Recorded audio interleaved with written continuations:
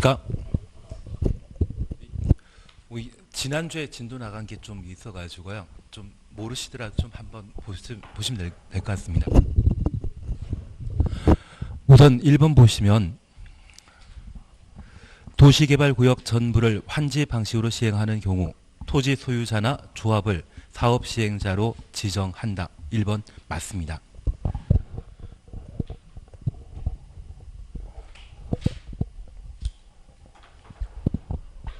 도시개발 사업과 관련되어서는 3단계 절차로 구성되게 되는데 1단계는 신도시 만들게 되는 도시개발 사업을 시행하기 위해서는 개발 사업하는 장소가 필요합니다.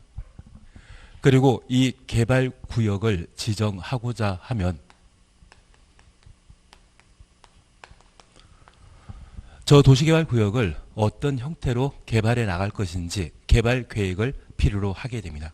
그리고 이 도시개발 구역이 지정 고시되게 되면 구역 안에 도시개발 사업 시행할 자를 결정하도록 되어 있고 이 시행자는 개발 계획에 부합되는 실시 계획을 작성하고 개발 구역 지정권자에게 인가받아 도시개발 사업을 시행할 수 있습니다. 그리고 3단계는 공사를 착수함에 있어서 도시개발구역 전부를 사용하는 방식과 사후 현물 보상 형태로 환지를 공급하는 방식이 있습니다. 그리고 이 두 가지 사업을 동시에 병행하게 되는 혼용 방식으로 사업하게 되는데 특별히 전부 수용 방식과 전부 환지 방식에 관한 내용을 공부하시게 되면 혼용 방식에 대해서는 따로 문제 없으실 겁니다. 그리고 이 개발 사업이 모두 완료되게 되면 도시개발구역 내 조성된 토지를 시행자가 일반인에게 분양하도록 되어 있는데 그 공급과 관련된 완료에 관한 사안들을 함께 보시는 게 필요합니다. 특별히 수용 방식으로 개발 사업하게 되면 공사 완료 공고하고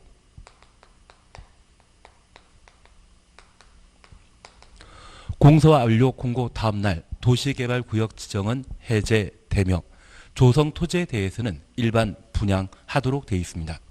반면 환지 방식의 경우에는 도시개발 사업의 공사가 완료되었을 때 환지받을 토지 등의 소유자에 대한 공람 절차를 진행하도록 되어 있습니다.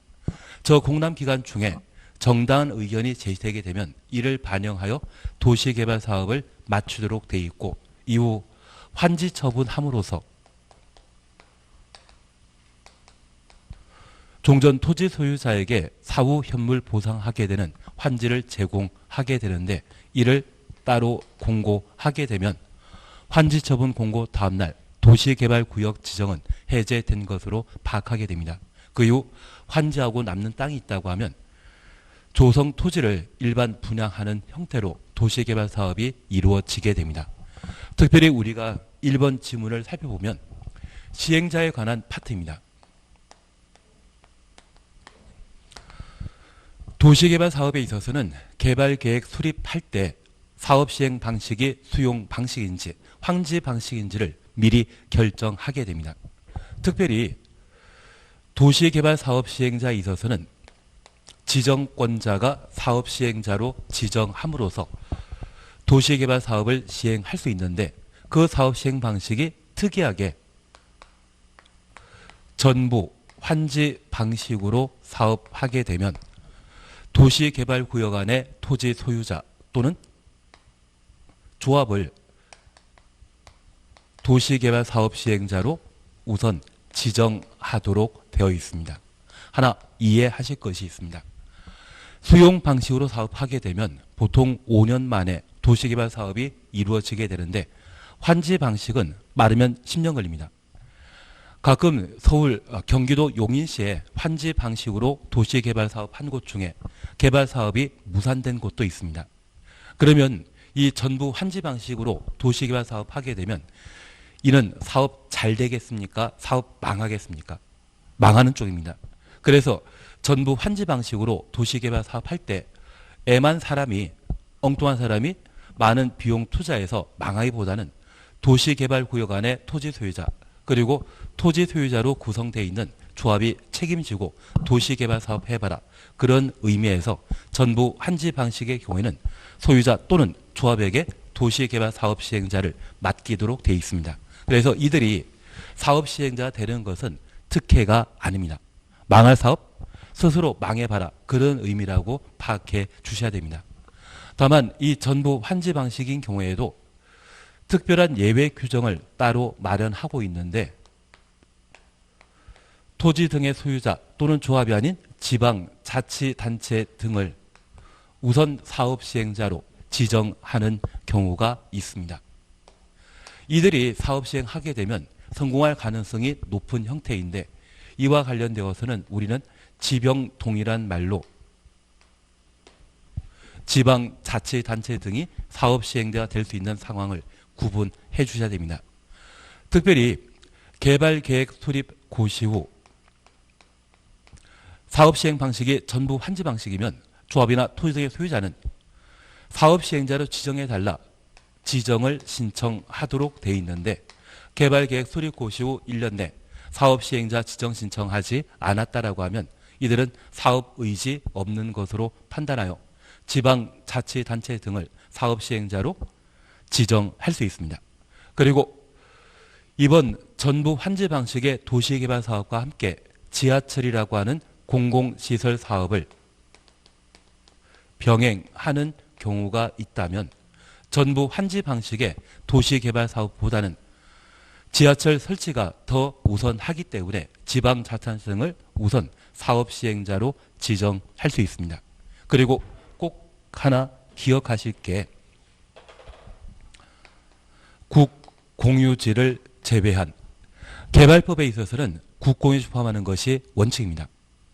유독 여기에서만 국공유지를 제외한 면적 2분의 1, 토지 등의 소유자 총수 2분의 1 이상이 동의하게 되면 지방자치단체 등을 우선 사업 시행자로 지정할 수 있는데 여기 지병동의라고 하는 것은 개발계획 수립고시부터 1년 내 조합 또는 토지 등의 소유자가 사업 시행자 지정 신청하지 아니한 경우 지하철 건설이라고 하는 공공시설 설치 사업을 병행할 필요가 있다고 하면 그리고 국공유지를 제외한 면적 2분의 1, 총수 2분의 1 이상의 토지 소유자 동의 있는 때에는 지방자치단체 등을 우선 사업 시행자로 지정할 수 있습니다. 그래서 지병동의란 말 기억하시면서 조금 힘드시더라도 이 동의와 관련된 사항들을 나중에 천천히 봐주셔야 될 겁니다.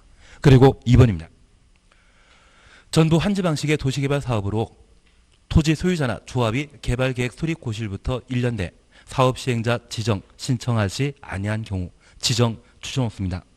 지방자치단체 등을 사업 시행자로 지정할 수 있다. 2번 맞습니다.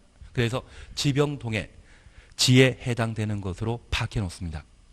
원래 전부 한지 방식은 토지 소유자나 조합을 사업 시행자로 지정하도록 되어 있지만 지병동에 해당되는 때는 지방자치단체 등을 사업 시행자로 우선 지정할 수 있다는 것 확인해 놓습니다. 3번입니다. 사업 시행자가 도시개발구역 지정고시부터 6개월 이내 6개월 추정없습니다. 실시계 인가 신청하지 아니한 경우 지정권자는 시행자 변경할 수 있다. 그러면 시행자는 다양한 방식으로 지정되게 되는데 저 시행자를 교체, 변경하는 경우가 있습니다. 여기 시행자 변경과 관련되어서는 자주 시험에 출제되는 것으로서 시험 볼 때까지 일실, 이착이란 말을 기억해 뒀습니다. 일실, 이착하게 되면 시행자 변경 사유라고 기억해 놓습니다. 그러면 우리가 잠깐 구분하실 것은 전부 한지 방식으로 토지 소유자나 조합이 사업 시행자로 지정 고시되었다면 1년 내 실시계획 인가를 신청하도록 되어 있습니다. 신청하지 않다면 사업 의지 없는 것으로 파악하여 시행자를 교체해버립니다. 그리고 실시계획 인가는 2단계 끝입니다. 바로 3단계로 넘어가게 되는데 저 실시계획 인가 받고 2년 내 공사에 착수하지 않았다고 하면 공사 의지가 없는 것으로 파악하여 시행자를 교체 변경하게 됩니다. 그래서 일실 이착이라는 말 보게 되면 시행자 변경 사유에 해당된다는 것 기억하시고 최근 5년 사이에 3번에 걸쳐 변경에 관한 사항들을 계속 출제하고 있는 형태입니다. 그리고 시행자 지정이 취소되거나 실시계인가 취소되는 경우 그리고 시행자가 부도 파산하여 더 이상 개발사업 할 수 없는 상황이라고 하면 이때는 시행자 변경 요건에 해당된다는 것으로 파악해 놓습니다. 그래서 앞으로 시행자 변경과 관련되어서는 일실 이착이란 말로 해결하는 것이 필요하십니다. 그래서 우리 3번 보게 되면 6개월이 아니라 1년 내 도시개발구역 지정호실부터 1년 내 실시계 인가 신청하지 아니하면 시행자 교체 변경 사유가 되게 됩니다. 그래서 3번 틀린 지문입니다. 그리고 4번입니다. 국가지방자치단체는 국가지방공사 가로 해놓습니다.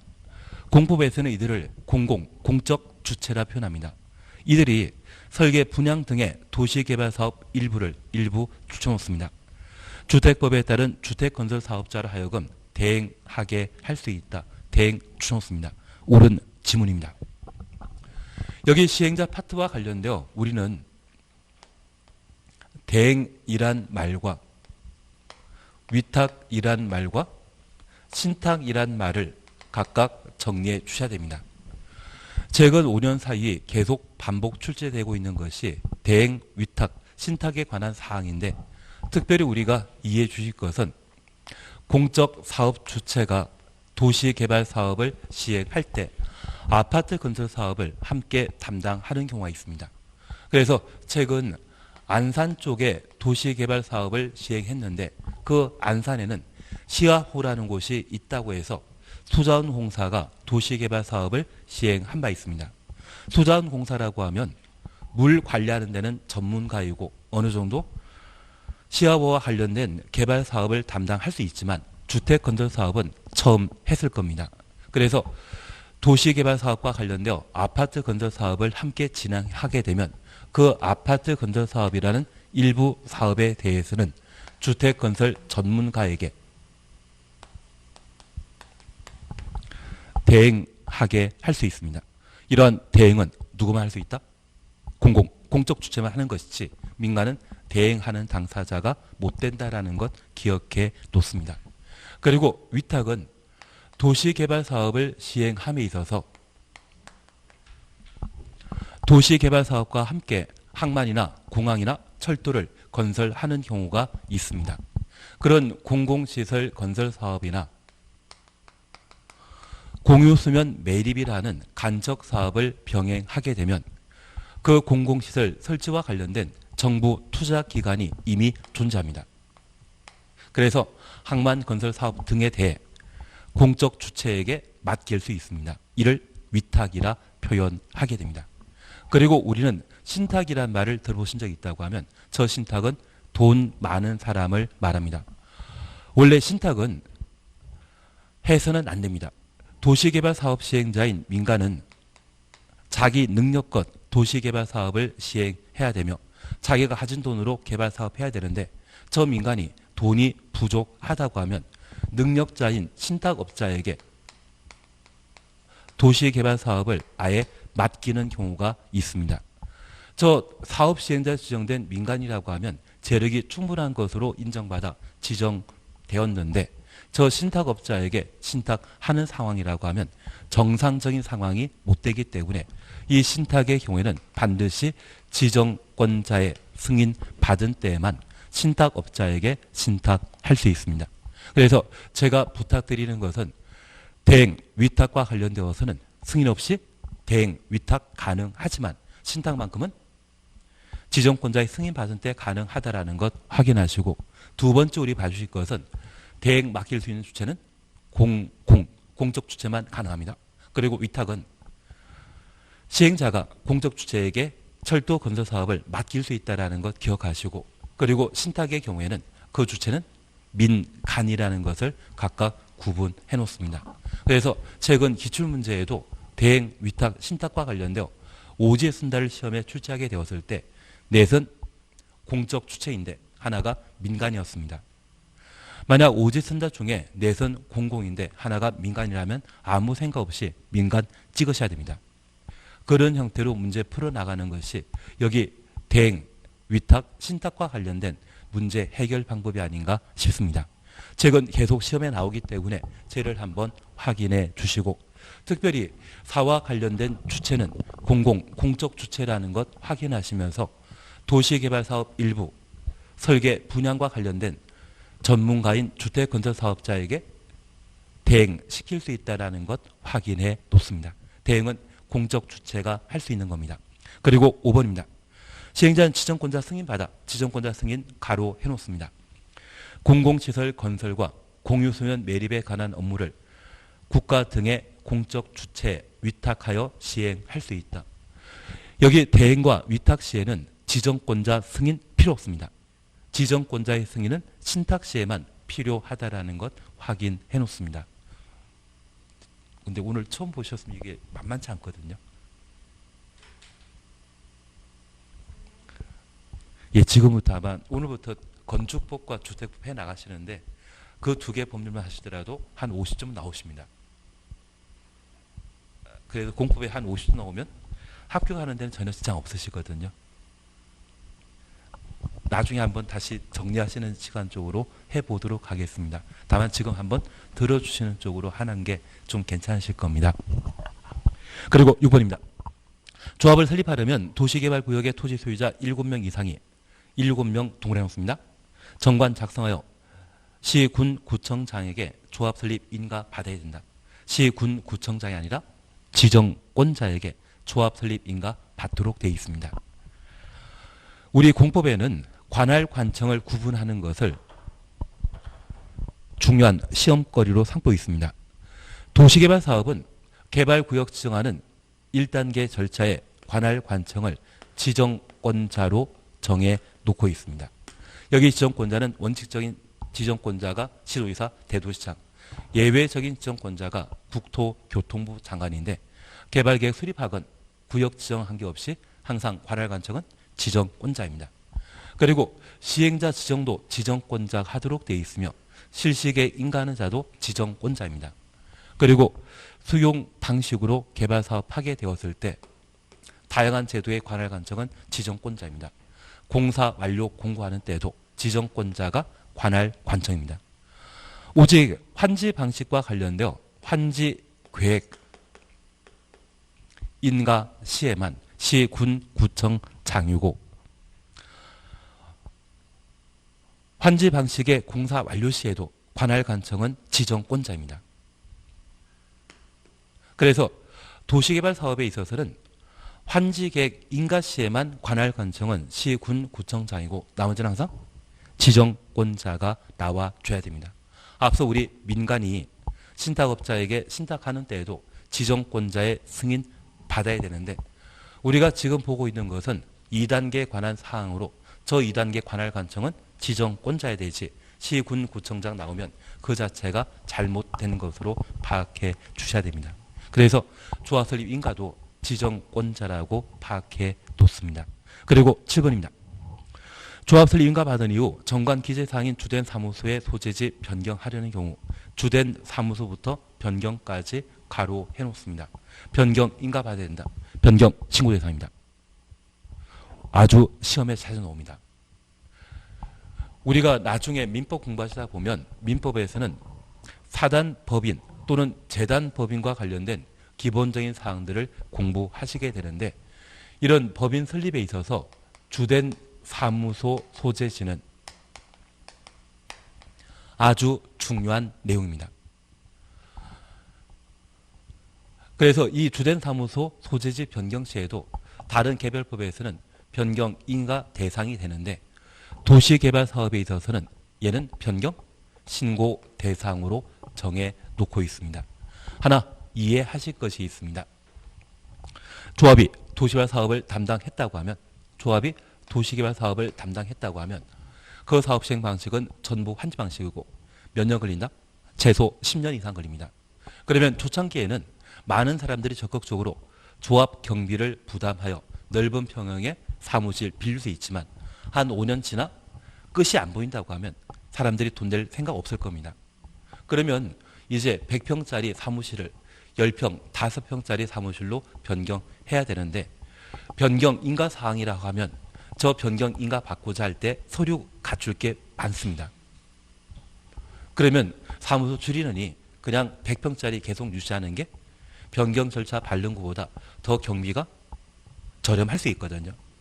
그래서 그 실정을 고려해서 조합이 도시개발 사업을 시행할 때 그때 사무소 변경과 관련되어서는 상황 안 좋은 상태이기 때문에 이때만큼은 뭐하고 신고하고 변경할 수 있습니다. 아주 특별한 예외 규정이라는 것만 기억해 주십시오.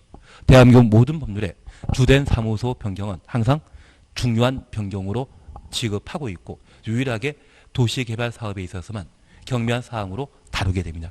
아주 특이한 사항이기 때문에 자주 시험에 출제되고 있습니다. 그리고 8번입니다. 조합 설립인가 신청하려면 도시개발구역의 토지 면적 3분의 2, 총수 2분의 1 이상의 동의 받아야 된다.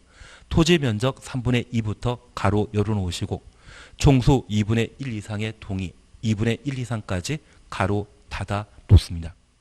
그리고 후반부에 국공유지 포함한다 찾으셨죠? 국공유지 포함한다 추놓습니다. 그러면 올해 시험에 나올 수 있는 것이 바로 예입니다. 전부 환지 방식일 때는 조합 또는 토지 등의 소유자가 사업 시행자로 지정되지만 지병동에 해당되게 되면 전부 환지 방식인데도 불구하고 지방자치단체 등이 사업 시행자가 될 수 있습니다. 다만 그 요건과 관련되어 국공유지에 포함한다 제외시킨다. 제외시킵니다. 면적 3분의 2가 아니라 2분의 1, 총수 2분의 1. 그래서 이때만 예외가 적용된다라는 것 기억하시고 통상적인 개발법의 동의 요건은 면적 3분의 2, 총수 2분의 1 나와줘야 됩니다. 그리고 국공유지에 포함한다 제외시킨다. 포함시킵니다. 딱 하나만 예외입니다. 그래서 작년 같은 경우에도 변경에 관한 사항을 시험에 출제했기 때문에 다시 얘를 시험에 다루게 되면 이 파트를 시험에 낼 수 있을 겁니다. 그리고 우리가 방금 보셨던 대행, 위탁, 신탁에 관한 사항도 함께 정리해 주셔야 됩니다. 어차피 시행자 파트에서는 무조건 시험 문제가 하나 또는 두 개가 출제되기 때문에 이 파트도 정리해 주셔야 되고 조합과 관련된 기본적인 사항도 꼭 한번 봐 주셔야 할 겁니다. 그리고 9번입니다. 이사는 의결권 가진 조합원이어야 한다. 이사의 자격에 관한 사항으로 맞는 지문입니다. 대신 조합원이라고 줄쳐 놓으시고 이 조합원은 도시개발구역 안에 토지 소유자인 때 조합원이 될 수 있습니다. 그래서 도시개발 사업과 관련된 조합에 임원되고자 한다면 땅은 당연히 가져 있어야 되고 그리고 의결권을 충족해야 되는데 그 의결권이라 하면 우리 미성년자 등은 행위능력 제한되지 않습니까? 그래서 무능력자로 불리는 자는 임원이 될 수 없습니다. 그래서 성년자인 그리고 결격 사유 없는 무능력자 아닌 그런 토지 소유자만 임원 될 수 있다는 것 파악해 주셔야 됩니다. 그래서 제가 부탁드릴 것은 여기 이사는 의결권 가진 조합원이어야 된다. 의결권이라는 게 무엇을 의미하는지 파악해 주시는데 무능력자인 토지 소유자라고 하면 임원 된다 못 된다 못 된다라는 것만 파악해 놓습니다. 그리고 10번입니다. 조합 임원으로 선임된 자가 피한정 후견인이 된 경우에는 그날부터 임원 자격 상실한다. 그날 추놓습니다. 그날이 아니라 다음 날부터 자격 상실합니다. 그래서 통상 법인의 임원이 결격 사유가 발생하여 임원 자격이 상실되면 당연 자격 상실해서 그날부터 임원 활동을 못하는데 개발법만 유독 다음날 자격 상실합니다. 그래서 우리 롯데 신 회장님께서 한때 피성년, 피한정 후견인 선고를 받으신 적이 있습니다. 그렇게 피한정 후견인 선고받게 되면 바로 즉시 자격 상실되는 것이 일반적인 법 원칙인데 개발법만큼은 특이하게 다음날. 그래서 피한정인 후견인 선고받았다고 하면 그 시점이 만약 오후 6시라고 하면 아직 24시간 될 때까지는, 밤 12시 될 때까지는 6시간 정도 시간 남아있지 않습니까? 그 시간 남아있는 사이에 그동안 밀린 서류 있다고 하면 도장 꽝꽝 찍으면 효력 있는 서류 처리가 되어버립니다. 그래서 도시개발법은 그런 흠결이 있는데 불구하고 다른 법률과 달리 특이하게 임원이 결격 사유가 발생하여 자격 상실하게 되면 그 다음날 자격 상실하도록 정해 놓고 있습니다. 아주 특이한 규정이기 때문에 눈에 익혀주셔야 됩니다. 자주 시험에 나오더라고요. 그리고 11번입니다. 도시개발조합 총회 의결사항 중에 임원 선임 가로 해놓습니다. 대의원회가 총회 권한을 대행할 수 있다. 조합은 우리가 두 파트를 크게 구분해서 정리하셔야 됩니다. 첫 번째는 조합 만드는 절차입니다. 그래서 도시개발구역 지정 이후 토지 등의 소유자 7명 이상이 정관 작성하여 누구의 인가받아야 된다? 지정권자의 인가받음으로써 조합 설립된다라는 것 기억하시고, 인가사항을 변경하게 되면 변경 인가받아야 되는데 우린 기억하는 게 있습니다. 주된 사무소재지 변경만큼은 변경 신고 대상이다. 이런 방법으로 조합이 만들어지게 되면 이 조합에는 조합장을 포함한 임원과 의결기구에 해당되는 총회, 그리고 총회를 구성하는 조합원 3자로 각각 구분하게 됩니다. 여기 총회와 관련되어서는 의결기구인데 도시개발구역 안에 토지 등의 소유자가 50명 이상인 때에는 대의원회를 둘 수 있습니다. 그리고 이 대의원회는 총회 의결 권한을 대신하는 기구가 되게 됩니다. 그런데 이 대의원회에서 총회 권한을 대신하게 되는데 대의원회에서 대신하지 못하는 5가지가 있습니다. 이 5가지는 어디에서만 결정한다? 총회에서만 결정해야 됩니다. 그래서 가끔 우리 과거에는 축구 선수였는데 요즘은 예능인으로 등극하신 분이 계십니다. 정환이란 분이 계시거든요. 그분 보면 요즘은 축구하기보다는 게임하는 일이 참 많으신 것 같습니다. 그래서 정환아 게임해 이렇게 기억하시면서 이 5가지만큼은 누가 어디에서 결정한다? 총회에서만 결정합니다. 그래서 정관 변경, 그리고 환지 계획을 변경하는 것, 개발 계획을 변경하는 것, 그리고 임원, 선임, 해임에 관한 문제와 조합의 해산에 관한 문제, 이 5가지 사항만큼은 대의원에서 결정하지 못하고 어디에서만? 총회에서만 결정하게 됩니다. 그래서 우리 시험에 자주 출제되는 것으로서 총회에서 의결할 수 있는 사항 찾으라고 하면 정하나? 게임입니다. 정관 변경, 환지 계획의 변경, 개발 계획 변경, 임원 선임 해임, 그리고 조합 해산, 이 5가지만큼은 어디에서만? 총회에서만 결정한다. 그렇게 구분하시는 게 필요합니다. 그래서 11번에 임원 선임이라는 것 우리 가로에 셨다고 하면 저 임원 선임은 총회에서만 결정할 수 있지 대의원에서 대행하는 것 아닙니다.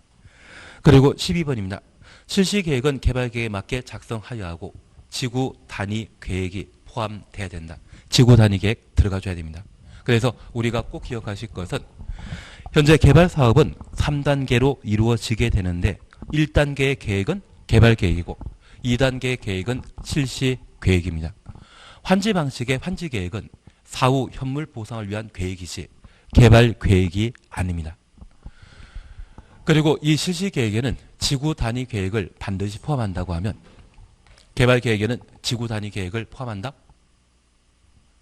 개발 계획 내용 아니다. 개발 계획 내용 아닙니다. 지구 단위 계획은 어디에만? 실시 계획만. 그래서 매번 시험에 내게 되면 다음 중 개발 계획 내용 아닌 것. 현재 개발 계획은 17개가 있습니다. 저 17개 중에 지구 단위 계획은 실시 계획 내용이지 개발 계획 내용이 절대 아니다. 그것 잡아 주셔야 됩니다. 그리고 13번입니다. 대지로서의 효용 증진과 공공시설 정비를 위해 토지의 교환 추놓습니다. 저 토지의 교환을 줄인 말이 환지이거든요. 그래서 토지 교환이라는 말이 있으면 한 줄 밑에 환지 방식으로 시행 방식 정할 수 있다. 이 말 놔야 됩니다. 토지 교환이라는 말이 나왔는데 불구하고 수용 방식으로 사업한다. 이 말 넣으면 무조건 틀린 것으로 기억해 놓습니다. 그러면 수용 방식의 경우에는 개발 사업하기 전에 시행자가 토지 소유자에게 사전 현금 보상하고 땅의 소유권을 확보한 상태에서 개발 사업하는 것이 수용 방식입니다. 돈 많이 필요하지 않겠습니까? 만약 지가가 높은 장소라고 하면 저 수용 방식으로 개발 사업하는 것 가능하다 힘듭니다. 그래서 지가가 높게 형성되어 있는 곳, 토지의 가격이 높다. 이 말 또는 토지 교환이란 말을 우리가 보게 되면 이것은 환지 방식의 선택 요건이 되게 되는 겁니다. 취지 이해하시겠습니까? 그리고 수용 방식과 관련된 선택 요건은 이렇게만 이해하십시오. 집단적인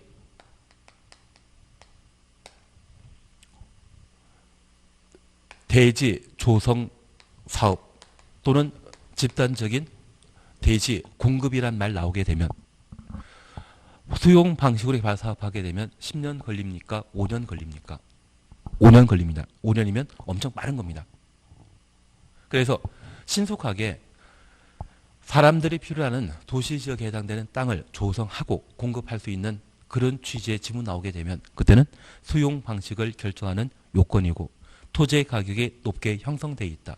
방금 보신 토지 교환이란 말을 보게 되면 이때는 환지 방식의 결정 요건으로 파악해 주셔야 됩니다.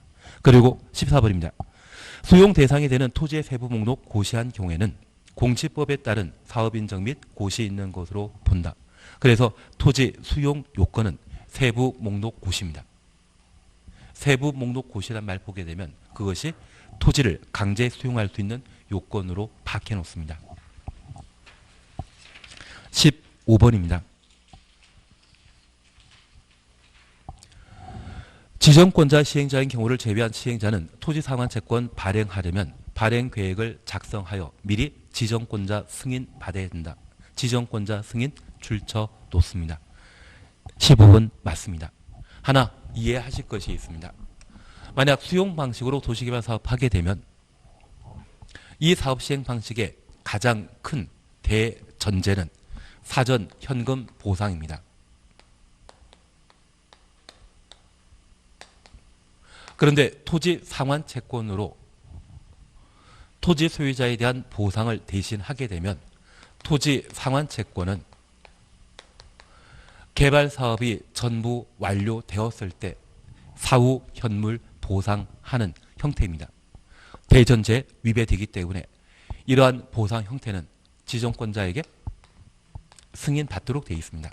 정상적인 보상 형태가 아니기 때문에 이때는 지정권자의 승인 받는 것이 특징입니다. 그리고 이 토지 상환 채권과 관련되어 반드시 기억하실 것이 있습니다. 저 토지 상환 채권은 토지 소유자가 원하는 때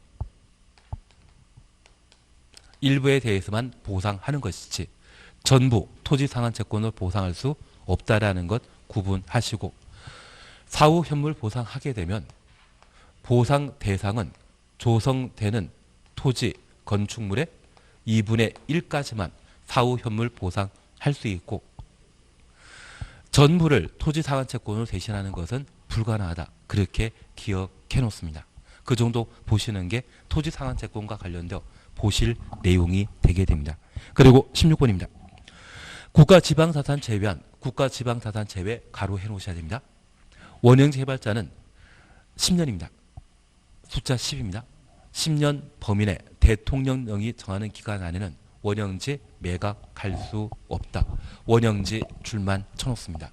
하나 이해하실 것이 있습니다. 지금 우리가 도시개발 사업을 보시는데 이 도시개발 사업은 단지 조성 사업과 시가지 조성 사업을 도시개발 사업이라 표현합니다. 최근 3기 신도시를 수도권에 지정 발표했는데 걔는 시가지 조성 사업입니다. 만약 여건 되신다고 하면 자격 따시고 내년에 개공하실 겁니까? 소공하실 겁니까?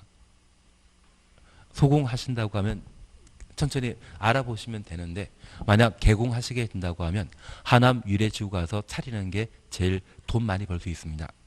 그리고 그게 아니라고 하면 3기 신도시 지정된 곳 또는 2기 신도시 중에 동탄 같은 경우가 분양권 전매가 가능하거든요. 그래서 제가 알고 있는 분도 동탄에 차리셨는데 한 지금 2년, 3년 차 정도 됐는데 한 달에 한 2,000에서 2,500원 좀 버신다고 하시더라고요. 전매가 제한되게 되면 돈벌이 안 됩니다. 그래서 2기 신도시나 3기 신도시에서 잠깐 출퇴근이 좀 가능하시다고 하면 그곳에 정착하시는 게 좋으십니다. 그게 시가 조성 사업과 관계된 사항입니다. 반면에 관광단지나 산업단지 만드는 것이 있다고 하면 걔도 도시개발 사업의 형태가 되게 됩니다. 단지 조성 사업도 뭐다?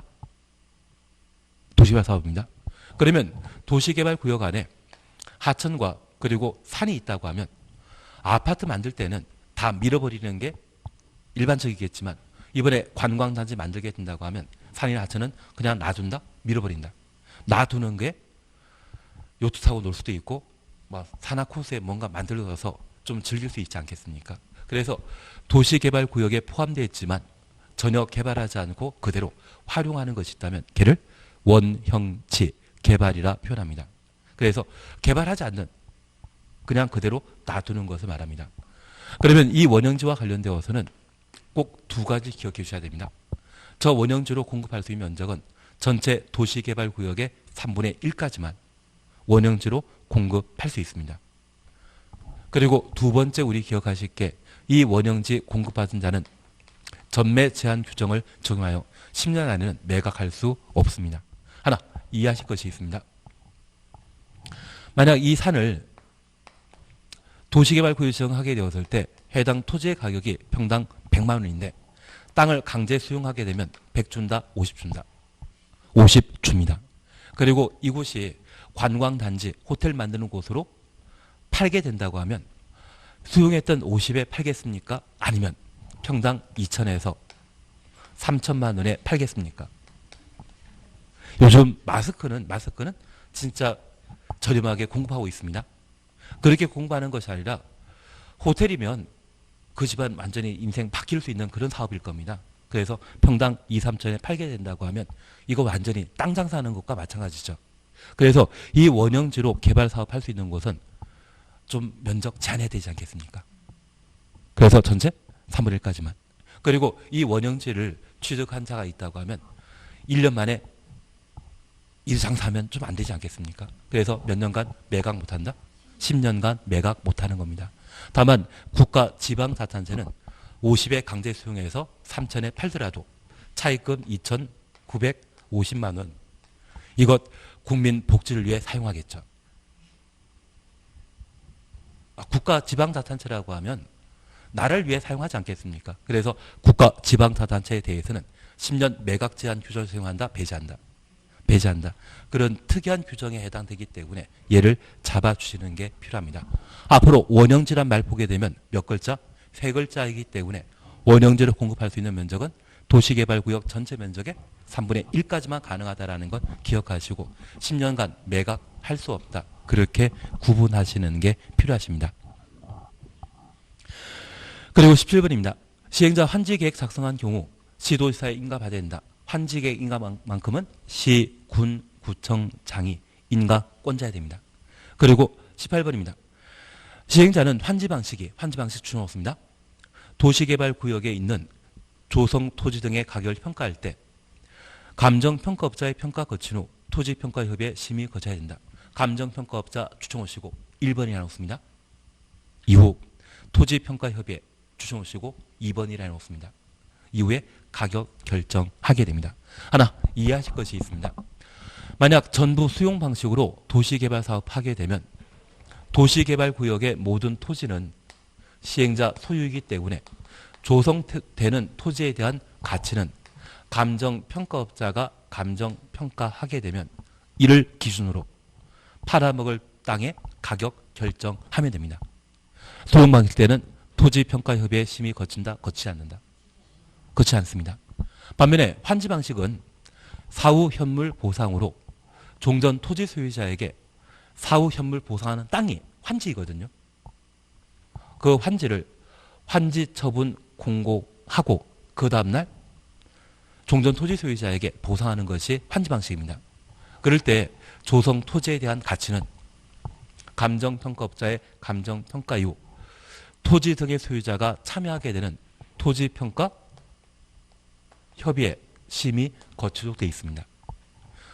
환지 방식일 때는 토지 소유자와 시행자 사이의 관계가 존재하기 때문에 이번에 조성되는 토지를 감정평가만 거치고 시행자가 임의로 결정하게 되면 시행자에게 유리한 가격을 결정하게 될 겁니다. 그래서 종전 토지는 100인데 시행자가 조성한 토지에 대해서는 1000으로 결정하게 되면 종전 토지 소유자에게는 100만 원짜리 100평 가진 분이 있다고 하면 1000만 원짜리 땅 10평 주면 동가 보상 이루어지게 되거든요. 그러면 조성되는 토지의 가치가 적정하게 평가돼야만 토지 소유자에게도 유리할 겁니다. 그래서 감정평가만 거치는 것이 아니라 토지 등의 소유자 참여하는 토지평가협의회 심의 거쳐 조성 토지의 가치를 결정하도록 되어 있는 겁니다. 수용 방식에는 토지평가협의회 있다 없다? 없습니다. 수용 방식일 때는 감정평가업자의 평가만 진행하는 반면 환지 방식일 때만 환지라만 있을 때만 토지평가협의회 심의 거치도록 되어 있습니다.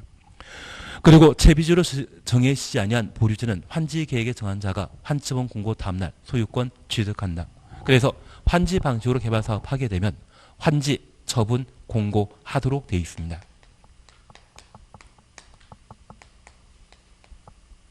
여기 환지 처분이라 하면 종전 토지 소유자에게 사후 현물 보상하기로 한 땅 주겠다. 그걸 신문에 발표하는 것입니다. 그리고 그 다음날 도시개발구역은 해제되게 됩니다. 그러면 환지 처분까지는 도시개발구역이고 이 도시개발구역의 준자는 종전 토지에 대한 소유권은 환지 처분 공고 다음날 환지의 소유권을 취득하게 됩니다. 그러면 예전에 평당 100만 원짜리 땅 100평 가지고 있었는데 환지 처분 공고 다음날 평당 500만 원짜리 땅이라고 하면 그때는 20평 가지게 되면 가치 똑같지 않습니까? 그러면 환지 20평을 환지 처분 공고 다음날 보상받게 되면 종전 토지 100평은 계속 가지고 있어야 된다. 권리 소멸해야 된다.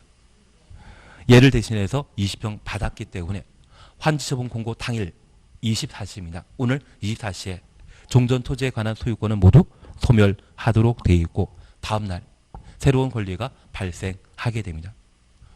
그것이 환지 방식이라는 것 기억하시면서 항상 다음날에는 권리 발생한다. 환지 공고 당일에는 권리 소멸한다. 그렇게 파악해 주시는 게 필요하십니다. 그리고 쉬었다 하십니다. 그리고 쉬었다 하십니다.